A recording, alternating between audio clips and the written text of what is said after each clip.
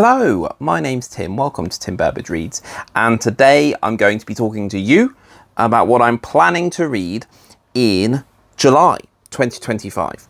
So this is a TBR video, and here is the pile of what we can discuss.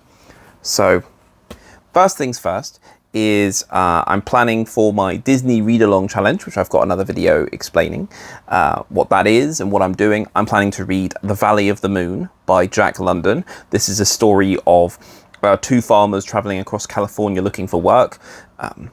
Seems very inspirational for Of Mice and Men and The Grapes of Wrath, John Steinbeck, things like that. I do like Jack London. He's one of my favourite authors, and I haven't read a book for a while, so I'm looking forward to that. The next is Red Rising by Pierce Brown. So I got this book for Christmas from my in-laws, and I'm looking forward to reading it. This is a book one in I think there's like two series. I think the first is a trilogy, and then after that it kind of carries on, but told in a slightly different way. I think the last book is coming out later this year. People really rave about the series. People really like it. This is about a character who is a miner on Mars, like mining for materials to try and help save, to try and make the planet more hospitable. And then he finds out that actually it's been fine, and it's all like about different castes, and he kind of rises up through to I think this might have a school in it as well for like combat or something like that. People say the first one is the weakest, and it's a bit derivative of the Hunger Games and maybe a bit YA-ish, but then after that it kind of really kicks on. So I'm looking forward to reading it. The next is a book called Timeline by Michael Crichton. So I'm trying to read more Michael Crichton this year, and this is, I remember this is borrowed from my mum. Look at this, like proper 90s paperback that you get in an airport, you know what I mean? This is a story about time travel, and I think someone accidentally goes back to the Middle Ages, and it's to do with that. And my mum said it was a really, really good book, and then they made a terrible, terrible film out of it. Where have you heard that before? The third is, this is a chonker. Oh, it's part of The Once and the Future King by T.H. White, but I'm not planning to read all of this because it's very long. So I'm currently on, oh, there you go, I've still got my bookmark in, page 364 or 365.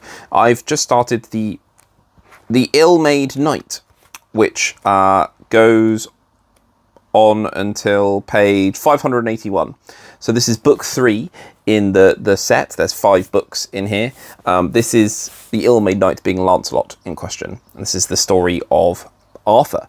And Lancelot's just turned up. So I was trying to read this all back to back, but just wasn't working for me. So I've given up, and I haven't looked at this for a long time, and it's been sitting over there in a pile for me to read. So I'm going to plan on reading this in July.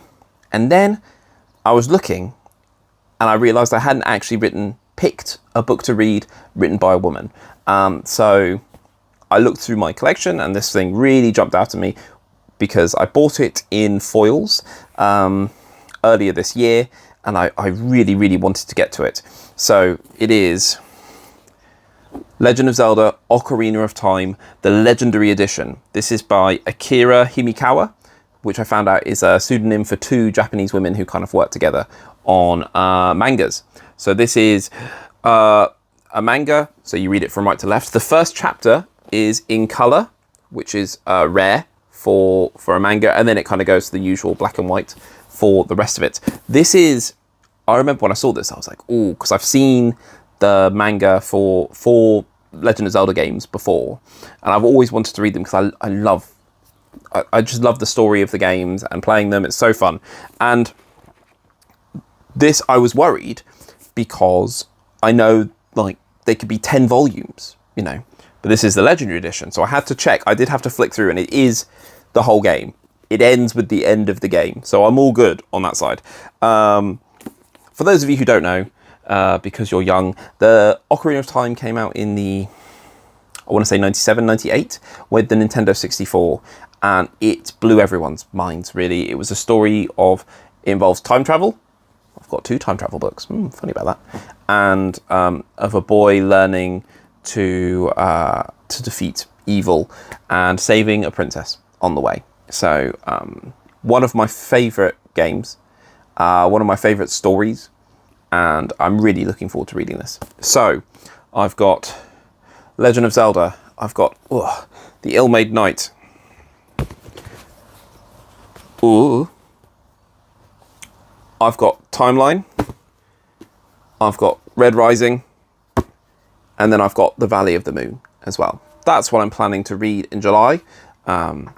Let me know if you've read any of these, what you recommend, and I'll see you in the next one. Now, get out of my house!